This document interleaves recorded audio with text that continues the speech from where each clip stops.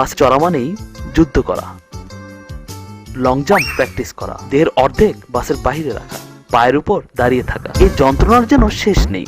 আর এরই মাঝে যখন কোনো যাত্রী দুজনের জায়গা দখল করে একাই বসে থাকে, তখন কারিবা মেজাজ গরম না হয়? তবে দেখুন, সেরকম একটি ঘটনা নিয়ে আমাদের এই কাহিনী। বাসে একদিন সালাম আলাইকুম ভাইজান। ওয়ালাইকুম সালাম। ভাইজানের নাম কি? নাম দিয়ে কাম কি? না মানে জিগে আর কি। মোহাম্মদ আনসার। বাস বাস ভাই, টপ নাম্বার রাখছেন দেখি। আপনি কি ভাই রংবাজ টংবাজ নাকি?